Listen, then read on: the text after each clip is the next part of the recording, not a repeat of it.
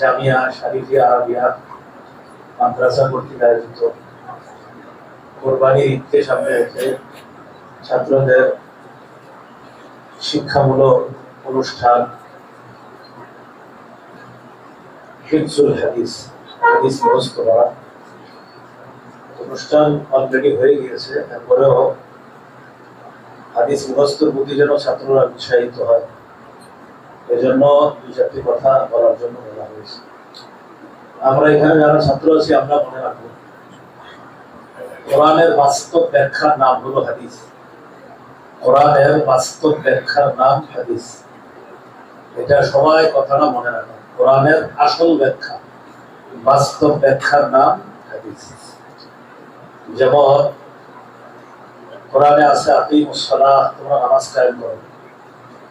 কোরআনে আছে ইয়া আইয়ুহাল্লাযীনা আমানু রুকউ ওয়াসজুদু ওয়া'বুদু রাব্বাকুম, হে ঈমানদারগণ তোমরা রুকু করো, সিজদা করো এবং তোমাদের রবের ইবাদত করো। কোরআনে আছে ওয়াকিমুস সালাতা তারাফাইন নাহার ওয়া যুলাফাম মিনাল লাইল, তুমি সালাত কায়েম করো দিনের দুই প্রান্তে এবং রাতের কিছু অংশে। এগুলা কোরআনে আছে। কোরআনে আছে হাফিজু আলাস সালাওয়াতি ওয়াস সালাতিল উসতা, তোমরা নামাজের প্রতি যত্নবান হও, বিশেষ করে মধ্যম নামাজ। কোরআনের এই আয়াতগুলো সামনে রাখলে বোঝা যায় আল্লাহর আদেশ, আল্লাহর হুকুম হলো নামাজ পড়া। নামাজ পড়া ফরজ।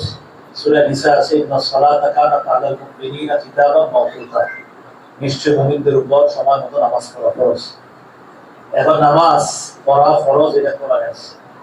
ফজরের নামাজ পড়তে হবে, এটা কোরআনে আছে। কয় রাকাত পড়বো, এটা কোরআনে। জোহরের নামাজ পড়ো, কোরআনে আছে। কয় রাকাত পড়বো, এটা নেই। আসর পড়ার কথা কোরআনে আছে। আকিমিস সালাতা তারাফাইন নাহার ব্যাখ্যা করলে বোঝা যায় আসর কয় রাকাত পড়া ফরজ, কোরআনে। মাগরিব পড়া ফরজ, এটা কোরআনের আয়াত দ্বারা বোঝা যায়। কয় রাকাত মাগরিব পড়া ফরজ, এটা কোরআনের কোনো আয়াত নেই। এশার নামাজ পড়তে হবে, কোরআন দ্বারা বোঝা যায়। কয় রাকাত পড়া ফরজ, এটা কোরআনে। এইজন্য ফজরের নামাজ পড়ো, কোরআনের আদেশ অনুযায়ী পড়া ফরজ। কত রাকাত ফরজ, 2 রাকাত, এটা হাদিসে আছে। জোহরের নামাজ 4 রাকাত ফরজ, এটা হাদিসে আছে। আসর এশা 4 রাকাত, এটা হাদিসে আছে। মাগরিব 3 রাকাত, এটা হাদিসে আছে। তাহলে শুধু কোরআন না শুধু হাদিস, না কোরআন হাদিস? এইজন্য শুধু কোরআন না শুধু হাদিস, না কোরআন হাদিস। এইজন্য বললাম কোরআনের বাস্তব ব্যাখ্যার নাম হলো হাদিস।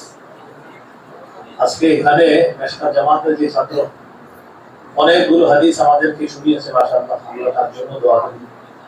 আল্লাহ তাআলা তাকে যেন লক্ষের উপরে হাদিস আল্লাহ যেন তাকে মুখস্থ করার তৌফিক দান।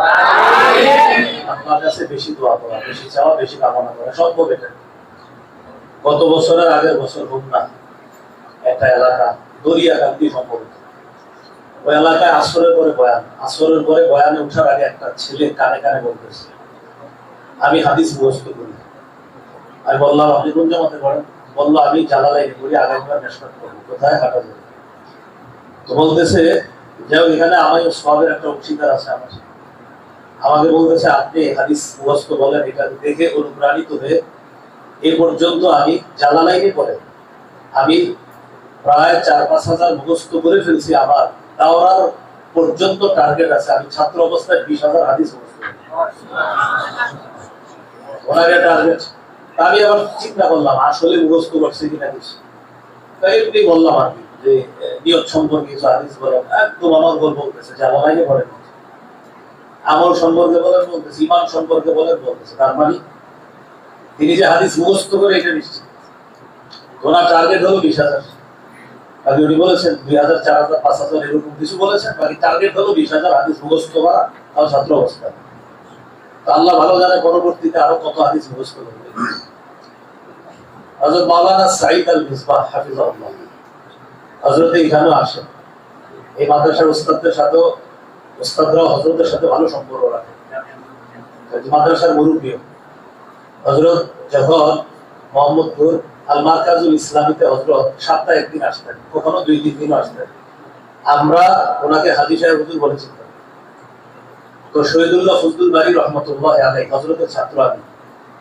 আমরা হাদিস পড়ার পর উচ্চতর আরবি সাহিত্যের জন্য আল মারকাজুল ইসলামীতে ভর্তি হয়েছিলাম। তো সেই হিসাবে শহীদুল্লাহ ফজলুল বাড়ি রহমতুল্লাহের ছাত্র। তো সেখানে সাইদ আল মিসবাহ হাফিজাহুল্লাহ হযরত ইমলার ক্লাস করাইতেন, মানে ছাত্রদেরকে হাতের লেখা শেখান, আরবি যেন নির্ভুল হয়, বিশুদ্ধ আরবি লিখতে পারে, বিশেষ করে আরবি লেখার প্রতি গুরুত্ব দিতেন। তো হুজুর একটা ক্লাস করাইতেন, সেটা উনি মাঝে মাঝে পারলে নিতেন, না হয় অন্য কাউকে দিতেন, কিন্তু উনি গুরুত্ব দিতেন। হিফজুল হাদিস, আলফিয়াতুল হাদিস একটা কিতাব আছে, ওই কিতাবটা মুখস্থ করাইতেন যারা আল মারকাজুল ইসলামীতে আরবি সাহিত্য বিভাগে পড়াশোনা করে। তো ওই বিভাগে পড়াশোনা করা যারা ছাত্র, ওখানে 15 জনের বেশি ছাত্র নিত না, অনেক যাচাই বাছাই করে 15, আর ওয়েটিং লিস্টে একজন রেখে আর একজন নিত 16 জন বা 17 জন। ওখানে একজন উস্তাদ ছিলেন হযরত মাওলানা, ওনার নাম বর্তমানে উনি যায়েদ বিন সালেহ রাদিয়াল্লাহু তাআলা মোহাম্মদপুর, এই মাদ্রাসার ওনার প্রতিষ্ঠিত আনোয়ারুল আজিম দামাত বরকাতুহু আলাইহি। উনি হিফজুল হাদিস সকালবেলা ছাত্রদের কাছ থেকে শুনতেন। তো সাইদ মিসবাহ সাহেব একটা কথা শোনাইছিলেন, তোমাদেরকে যে আমি হাদিস মুখস্থ করার প্রতি আমি উৎসাহিত করি কেন জানো? সাইদ মিসবাহ সাহেব যে কতবার হজ করছে এটা উনি আল্লাহ জানে, উনি নিজেও ভুলে গেছে কিনা, না স্মরণে আছে জানি, বাকি আমরা অনেকেই এতগুলা কলাও মনে হয় ভেঙে বুঝতে পারেন কথা, এতবার হজ করছে, ওনার নাম হাজি সাহেব হয়ে গেছে, উনি এত হজ করছে, প্রচুর হজ করছে। জিজ্ঞাসা করেন কতবার? প্রচুর হজ করছে। হাজি সাহেব এই কারণে বলা হয়, মাঝে মাঝে আপনি মজা করে বলতো ছাত্ররা, হুজুর আপনি যে পরিমাণ হজ করছেন আমগো মনে হয় এই পরিমাণ কলা খাওয়ারও ভাগ্য হয়, মানে এমনি ছাত্ররা বলতো, আমি না, এই জন্য বললাম। হুজুর বলতেন উনি যে মদিনায় যাইতেন, উনি মুরাকাবা করতেন। তো মুরাকাবা করার পর ওনার একটা বিষয় বুঝে আসছে, উম্মাহ হিফজুল কোরআনের প্রতি উম্মাহের আগ্রহ অনেক, কিন্তু হিফজুল হাদিসের প্রতি উম্মাহের আগ্রহ মোটেই নেই। এটা হুজুরের মনের কথা, আপনারা জিজ্ঞাসা করতে পারেন এখানে আসে। তো তিনি বললেন, তখন থেকে আমি নিয়োগ করলাম বাংলাদেশে ছাত্রদেরকে কিভাবে হাদিস মুখস্থ করানো যায়। হুজুর আরো কিছু কথা বলেছিলেন, এই কথাগুলো আপনারা এখানে আসলে এখানে উস্তাদ যারা জিজ্ঞাসা করতে পারেন, হুজুর হিফজুল হাদিস সম্পর্কে আপনি আল মারকাজুল ইসলামীতে কি কি বলেছিলেন। উনি আরো সুন্দর সুন্দর কথা বলেছেন। তখন হুজুর এই কথাটা বলছেন কখন? আমরা যখন আরবি সাহিত্য নিয়ে পড়ি আপনার আল মারকাজুল ইসলাম, তখন থেকে আমরা ওই প্রতিদিন সকালে 10টা 20টা করে হাদিস মুখস্থ শোনানো ছাত্রদের লাগতো, এটা গুরুত্ব সহকারে শোনানো লাগতো। তখন থেকে হাদিস মুখস্থ করার প্রতি একটা অনুপ্রেরণা, উৎসাহ সবার মধ্যে কাজ করে। আমি যখন দাওরায়ে হাদিস পড়ি মিরপুর মুসলিম বাজার মাদ্রাসা, সেখান থেকে কোনো একটা কারণে একদিন শুক্রবার সকালবেলা ফজরের পর রওনা করলাম তালকানগর মাদ্রাসায় যাব। উদ্দেশ্য হযরত মাওলানা শেখুল হাদিস আব্দুল গফফার দামাত বরকাতুহুর সাথে দেখা করা। কোন এক শুক্রবার ফজরের পরে আমি রওনা করলাম, যাত্রাবাড়ি মাদ্রাসায় গিয়ে নাস্তা করলাম, আমার অনেক ছাত্র ভাইরা ছিল ওখানে, সেখানে নাস্তা করলাম। নাস্তা করার পর রওনা করলাম বাইতুল উলুম তালকানগর, সেখানে গেলাম। উদ্দেশ্য হযরত মাওলানা আব্দুল গফফার সাহেবের সাথে সাক্ষাৎ করা। সেখানে গিয়ে বুঝতে পারলাম হযরতের সাথে সাক্ষাৎ করা সহজ হবে না। সহজ হবে না মানে হযরত খুব কঠিন মানুষ, বিষয়টা এমন না, মানে এক একজনের পর এক একজন আসি ওনার সাথে কেউ কথা বলতেছে, তো মানে আমি বুঝতে পারলাম যে এত সহজে সিরিয়াল পাওয়া যাবে না। তো যাই হযরতের অনেক মামুলাত আছে, এগুলা করার পর উনি চলে গেলেন জুমা পড়াইতে। জুমা পড়ায় কোথায়? গ্যান্ডারিয়া রেল স্টেশনের পাশে একটা মসজিদ আছে, এখনো ওখানে জুমা পড়া, অনেক বড় মসজিদ। চলে গেলেন জুমা পড়াইতে। আমি চিন্তা করলাম যেহেতু ঢাকানগর আসছি, দেখা করার উদ্দেশ্য হলো হযরতের সাথে। এক ছাত্রকে জিজ্ঞাসা করলাম জুমা পড়তে গেলে হযরতের সাথে সাক্ষাৎ সহজ হবে কিনা, বললো না, সহজ হবে না। নামাজের পরে সাধারণ জনগণের ভিড়ই দেখা করতে পারবো না। তখন বুদ্ধি করে চলে গেলাম ঢাকানগর পীর সাহেব হযরত মাওলানা আব্দুল মতিন বিন হুসাইন সাহেবের খানকার মসজিদে জুমা পড়তে গেলাম। ওখানে জুমা পড়লাম, পুরো মনে আছে। হযরত মেশকাত সামনে নিয়ে ওয়াজ করে জুমা পড়ে, এখন করে কিনা আমি জানি না, ওই দিন মেশকাতটা সামনে নিয়ে বয়ান করছে, পুরো মনে আছে। মেশকাত খোলার পর হযরত এই হাদিসের উপর আলোচনা করেছিলেন, হুব্বিবা ইলাইয়া মিন দুনিয়াকুম সালাস। ওই রাসূল সাল্লাল্লাহু আলাইহি সাল্লামের কাছে 3টা জিনিস প্রিয়, এই বিষয়ে উনি মেশকাতের হাদিস করেছিলেন। তো সেখানে পড়তে পড়তে ওই 3টা জিনিসের উপর ব্যাখ্যা করলেন। আতর আমার কাছে প্রিয়, নিসা নারী সম্প্রদায় আমার কাছে প্রিয়, ওয়াজুইলাত কুররাতু আইনি ফিস সালাত। এই 3টা অংশের উপর লম্বা আলোচনা করলেন শেখুল হাদিস হযরত মাওলানা আব্দুল মতিন বিন হুসাইন সাহেব। হযরতের ওই দিন আলোচনা সেখানে সমাপ্ত করার পর জুমার পরে আবার চলে আসলাম ঢাকানগর মাদ্রাসায়। নালকানগর মাদ্রাসায় জুমার নামাজের পর এসে ঘুরতেছি, হোটেলে গিয়ে দুপুরের খাবার খেলাম, খাবার খাওয়ার পর আবার মাদ্রাসায় ঘুরতেছি। এখানে আমার মাদ্রাসার উপরে আমার কোনো অভিযোগ নেই, হোটেলে গেছি মানে এমনি হোটেলে গেছি, মাদ্রাসায় আমি বলিও না আমি থেকে আসছি, এমনি ঘুরতেছি সারাদিন। তো সেখানে জুমার পর থেকে আসর পর্যন্ত অপেক্ষমান।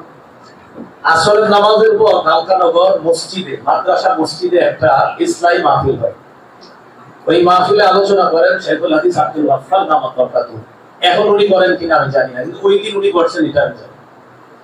তো সেদিন তিনি আলোচনার মধ্যে ইসলামী বয়ানের আলোচনায় একের পর এক কোরআনের আয়াত হাদিস অনর্গল বলতেছে, কোরআনের আয়াত হাদিস। আর ফতুয়া স্বামীর আবারও তো খালি মুখস্থ শোনাইতেছে, মানে ফতুয়া স্বামীর আবারও তো আনছে উনি ইসলামী বয়ানের কোন একটা কিছু কেন্দ্র করে, তো বলতেছে এটা ফতুয়া স্বামীতে আছে, স্বামীতে বললে উনি পুরো স্বামীর আবারও সব শোনাই দিচ্ছে।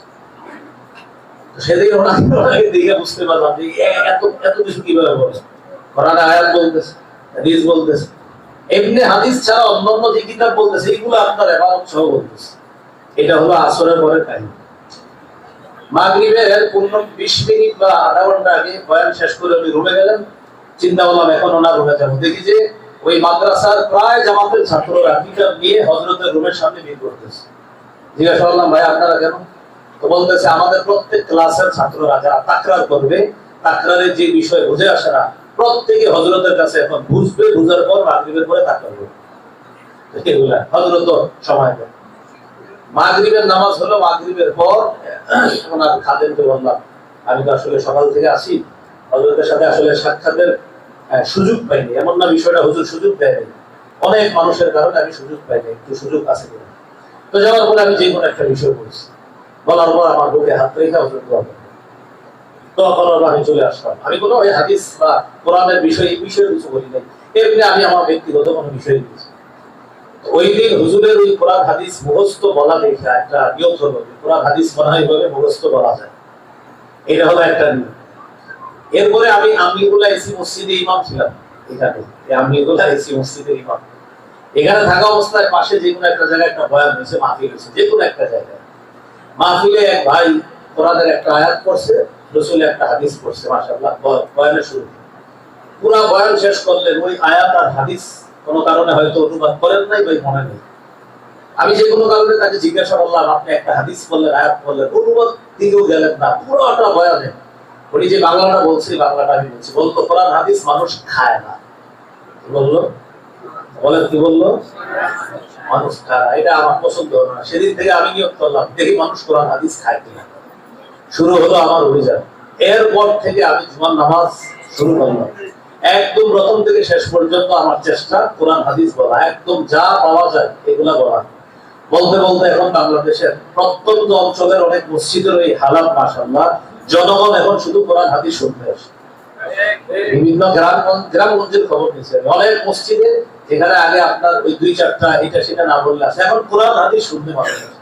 মাশাআল্লাহ, শারীফিয়া ছাত্ররা মেশকাত দাওরায় বিশেষ করে যারা হাদিস মুখস্থের প্রতি যে উৎসাহ, আমি বলছি এই মেশকাত দাওরায় যেগুলো মুখস্থ করছে সেগুলো কিন্তু ভুলেও যেতে পারে, ভুলে যাবেন, দেখবেন তখন হতাশ হওয়ার কিছু নাই, ভুলে যাবেন, ভুলে গেলেও হতাশ হওয়ার কিছু নাই। কিন্তু আপনার যে আগ্রহ তৈরি হয়েছে যে হাদিস মুখস্থ করার, এটা আপনার অনেক কাজ দিবে। ছাত্র অবস্থায় ভুলে যাওয়াটাই স্বাভাবিক, কারণ অনেক কিতাবের চাপে আপনি হাদিসগুলো মুখস্থ রাখতে পারবেন না, ভুলে যাবেন, আবার পড়বেন। দাওরার পরে আপনার অভিযান যেন হয় যে ইনশাআল্লাহ তাহাসসুস করার পর ইনশাআল্লাহ আমার কর্মজীবন যখন শুরু হবে তখন হিফজুল কোরআনের পাশাপাশি হিফজুল হাদিসের উপর খুব গুরুত্ব দেওয়া। যে কোনো বিষয় আমি জাতির সামনে বলবো, সেখানে কোরআন সুন্নাহকে সবার সামনে রাখবো। সব ছাত্ররা এই হিম্মত রাখা। আল্লাহ তাআলা জামিয়া শরীফিয়া আরাবিয়া মাদ্রাসা ছাত্র সহ আমাদের বাংলাদেশ সহ সারা পৃথিবীতে মাদারিসে কওমিয়া ছাত্র ভাই যারা, আমরা আমাদের জীবনটা এমন করতে পারি যে কোরআন সুন্নাহ ভিত্তিক একটা সমাজ ব্যবস্থা গঠনে এই মাদারিসে কওমিয়া ছাত্ররা সবচেয়ে অগ্রণী ভূমিকা যেন পালন করতে পারে। আল্লাহ তৌফিক দান করুন। সুবহানাল্লাহ।